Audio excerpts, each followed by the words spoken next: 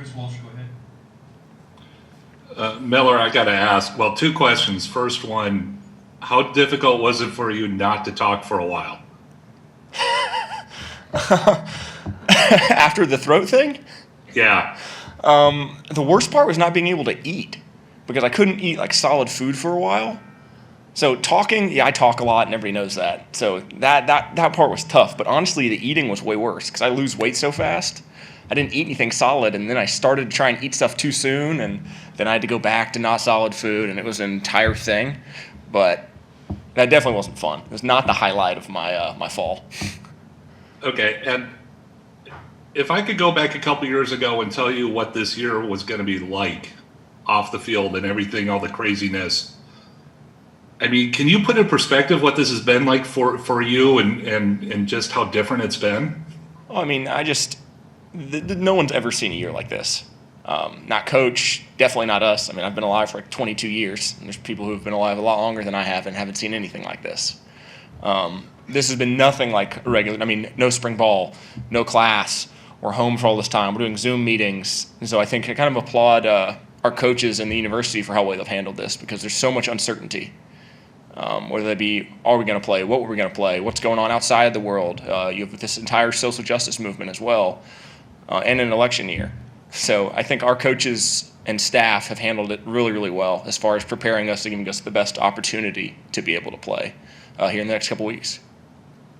We'll go to James Ogletree. Hey Miller, you talked about Carl, but I wanted to ask you about two other guys, kind of depth guys at tight end, Jaleel and Cam Latu. Just wondering what you saw from them last year and how they're looking in fall camp so far. Yeah, I mean, Cam was a guy who last year, I guess, was really his first year playing tight end. And out of high school, he was one of the most coveted athletes coming out of high school. And so you give him another year in the system to get bigger, faster, stronger, in a new weight room system, which I think has really helped him and everybody from a physical standpoint. But man, he's really developed. And glad to kind of see what he'll do this year and push for playing time here and there. And the same with Jaleel. Two guys who are both great athletes and have put the work in. And so hopefully that'll come to fruition this fall for them and everybody will be able to contribute. Okay, we'll go to Brett Hudson with us. Please go ahead, Brett. Hey Miller, having been through it a year now, how do you kind of classify or describe the role of the tight end in Sarkisian's offense, and do you think that role will change at all with the addition of Carl and some more experience out of all of you now? I mean, that could for sure be the case. I mean, anytime you get more and more depth to a room and the more you can do, the more valuable you are. And so I guess for each of us, we want to last year attack whatever our weakness may have been so that this year we can all play different roles in every role. So we've been trying to cross-train a lot of guys right now. If you play H, man, maybe you're going to play a little bit more Y today. If you play Y, you're going to play a little bit more H today because we've got a global pandemic going on, and you never know who's going to be missing one day, who's going to be out the next. And so we've really had to focus this year, I think, more than others, on being able to play multiple positions. And I think that's actually really helped us and is going to help us here in the fall. And we only have one more question right now for Miller, so we'll go to Michael Cosgrove. Hey Miller, just two quick ones, I guess. First off, what did the march mean yesterday to you and to the team, and also other college football coaches, college basketball coaches have gained attention for their pushing their athletes to register to vote. Has that been a message at all for Alabama football? Yeah, the first thing about the march, I think something I'm proud of is the action our players have taken, and not only our players but the coaches, to believe in something and to believe in something so wholeheartedly, to go out of their way to make a message, to make a statement, to use their platform. And I couldn't be prouder of our guys. To believe in something so strongly that we're going to go out of our way to produce not only a message and a video, but now to march against it. And the support from the coaches has been more than anyone can ask. And I'm really proud of our guys. And the voting thing has been, we've started to kind of push as players. We were trying to get everyone to vote as they should. So we'll continue to work on that as we get closer to November and kind of talk and see what we're going to do about it. But I'm sure at some point we'll try and tackle that. Okay. What way are you doing that? And if you could explain how you guys are doing that within the team. We're not sure. We've talked about it a little here and there. How maybe we're just kind of raise awareness or go from there. But we're by no means sure about what we're going to do. But we've talked about it a little bit. Okay, Thank you. Thanks, guys. Josh McMillon. And we'll follow with Chris Owens.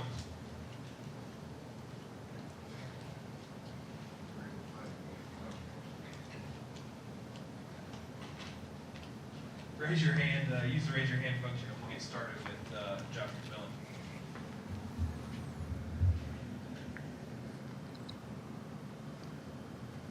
Questions? We'll go to Michael Casagrande. Go Yeah, ahead, hey, Mike. yep. Hey, Joshua, it's good to finally see you. I know we've been wanting to talk to you for a while. Just what's this whole year been like for you? How's it feel to be, maybe one of the oldest people around there other than Coach Saban? Well, it's been pretty good to be back. The year so far has just pretty much been crazy. I mean, coronavirus, no spring, pushing fall camp back a little bit, but I think the process, the step we've taken as far way back in the spring, the Zoom meetings, meeting with the coach, coming up here in the summertime, getting a few workouts in, like we've had something in plan, and we followed Coach Saban's plan, and it's been working, and we're proceeding to go with that plan. And I mean, it's so many uncertainties. I mean, we're just gonna push forward, push through, follow Coach Saban, and we'll see where it goes. I mean, he's been doing what he's been doing for 14 years, so I'm going to follow the plan and continue to do that. We'll go with Charlie Potter next. Hey, Josh, just wanted to ask what went into your decision to come back for this sixth season? It wasn't much going into the decision. I mean, it was just a bad taste left in my mouth from the past season. I mean, we went 11-2, and I don't want to end my college career on a bad note like that. I don't think anyone who came to the University of Alabama would want to end their season like that. So just being here, being a leader, seeing the other guys in the past, and not living up to that standard, I mean, like, it didn't feel right leaving. Next question to Christopher Walsh. Yeah, kind of along those lines. Can you tell us how you hurt your knee injury and just how frustrating that was to go through that whole process? Well, it was a non-contact injury back in August. Went to go make a tackle. Knee kind of buckled inside and pretty much tore my ACL 90%. Really didn't know my MCL was damaged. Also, my meniscus was damaged, and that was just about it. But after that, had surgery and able to get back working, moving around fine. Scrimmage went fine. Everything has been going good so far. Been trusting with Matt Rhea, Dr.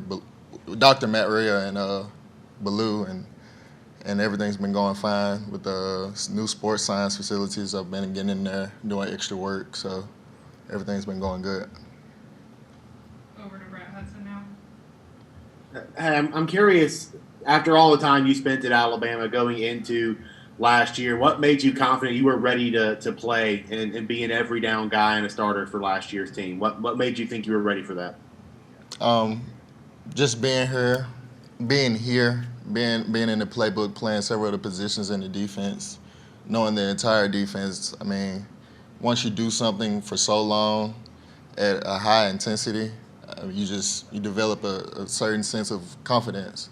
So I mean, I just try to take what I apply. Take what I know and apply it to the field, and so far it's been working. And last one with James Ogletree. Hey Josh, was curious what you saw out of Christian Harris last year. I mean, it being his first year ever playing linebacker, that's a tough thing to be thrown into starting. And just where is his knowledge of the playbook right now? I feel like Christian Harris has a good hold of the playbook. Last year I was very impressed with him coming in. He's never played linebacker, and he did a phenomenal job. I mean, me coming in knowing what I knew in my freshman year, I don't think I would be able to take on that load and be able to perform at that high standard. So my hat was off to him. I was with him day in and day out, kind of encourage him. But I think he stepped up to the plate, and he did a phenomenal job. We have time for two more, and it'll go Cecil and Chris.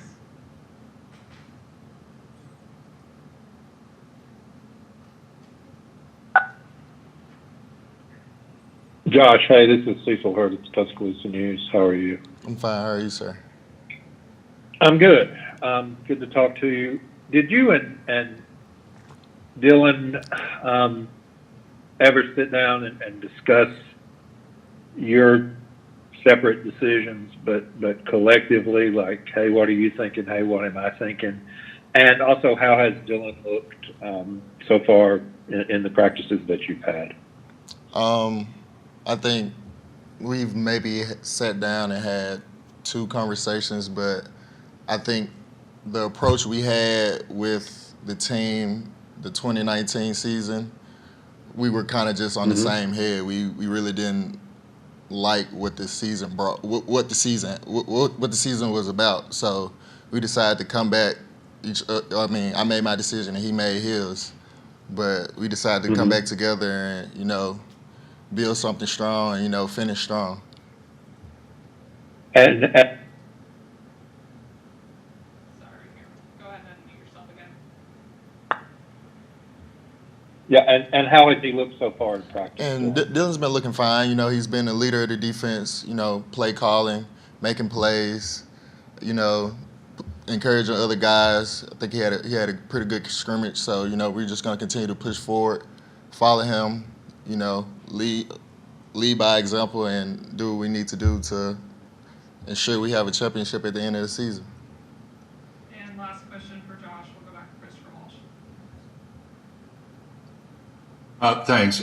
Just curious, what did you think of yesterday in the rally and all? I was real impressed about the outcome. I was more excited for our guys responding to what's been going on in the world.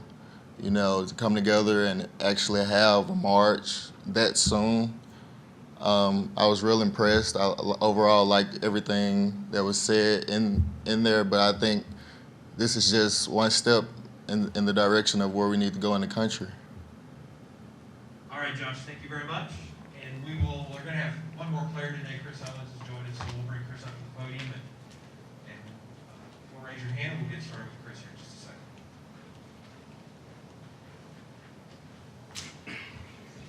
Thanks, Josh. Okay, we'll go ahead and start with Michael Casagrande.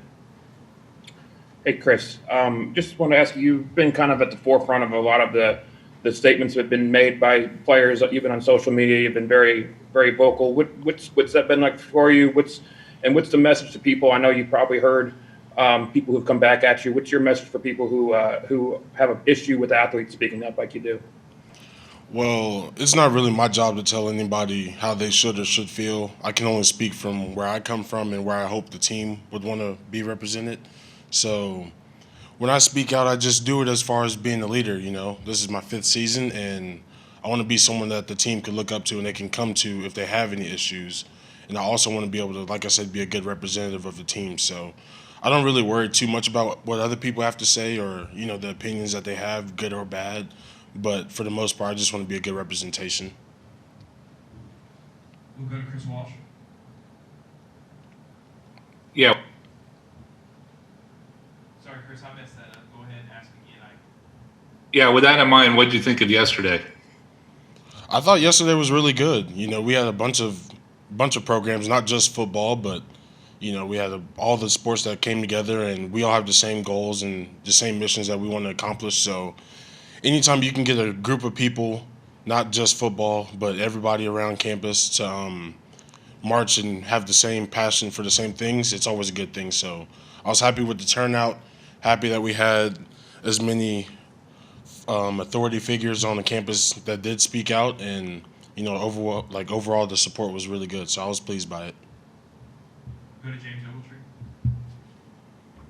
Hey, Chris, we hear all the time how difficult it is to play center and everything that you have to have in your mind going on right before the snap. Can you just take us inside the mind of a center and just kind of help us understand what it takes to play that position at a high level?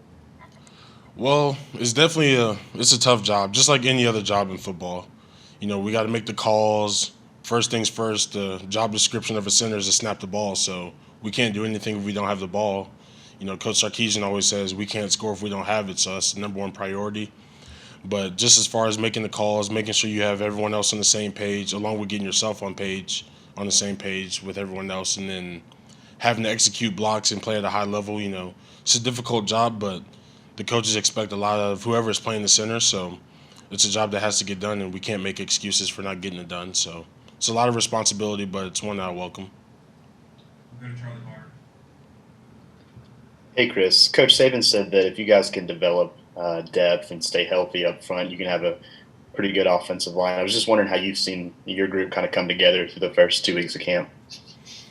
I think overall the first 2 weeks have been pretty good. Like you said, we're building depth, and depth is never a bad thing to have on the team. You want to have as many possible starters as you can on the team, because you never know, especially in a year like this, if someone were to go down or get sick, we need as many bodies as we can. So, he's right. We do need to continue to build depth, and I do believe over these past couple of weeks we've come together and we've got more guys playing more positions than I've ever seen here. So as long as we can continue to do that, then I think we'll be just fine as a group up front. Okay, we'll go to Tony Sakalas next. Tony, go ahead. Yeah, Chris, you kind of mentioned that with the versatility of a bunch of players, but just how much have you and Landon being kind of those leaders in the middle of the line, how much have you kind of helped out some of the younger players that are taking in some of those interior roles as well? It's been really helpful. I mean, Landon, as you saw last year, started at guard and started at center. He's played so many different positions for us, and he has so much insight, even going back to his days back at Florida State. So having him around and being able to bring along some of the young guys, and not just us two, but everyone on the O-line, starter or not, everyone's looking out for everyone. So, we all want everyone to be successful, and we also understand we do need everyone to be versatile. So as many people as we can get to grab someone else and bring them along with them, it'll just continue to make us a better group up front. Mike Rodak, next, go ahead. Just going back to yesterday, you being one of the key voices in that, what were some of the conversations like that led to Nick Saban being at the front of that group, walking at the front? And just what's your response to some of the people who might have questioned that? I know, for example, his daughter said that she received threats for tweeting about it. Well, Coach Saban was very supportive. This wasn't something we made him do. This is something he wanted to do because he truly does care about his players. We didn't have to pull teeth. He truly cares about us, and he wanted to be up front, and he wanted to let everyone know that he has our backs. And, just to have him there with us and talking to him about getting him to come along and how we were feeling as a team, he was always very supportive, and we really do appreciate it because Coach Saban he's someone who's very powerful, not just in the college football industry, but all over the world. And to have someone like that on our side that truly cares about us is really special. Okay, we'll go to Tyler next. Hey, when you're preparing your remarks to give yesterday, when you're putting all that together, what's going through your head? And then have you got any feedback since that from any friends or family? Yeah, I've gotten pretty much some really good feedback for it. But as far as what was going on in my head, I just wanted to speak from the heart. And while doing that, I also wanted to be a good representation of the team. I wanted to have words that weren't just mine, but could reflect for everyone, and that could, not only just show how we're feeling in times like this, but also push a positive message to help create change. You don't want to just go up there and say anything. You want to actually have impactful words. And I was hoping my words were impactful, and from what people have told me, they've been pretty good. Okay, guys, any more questions before we let Chris go?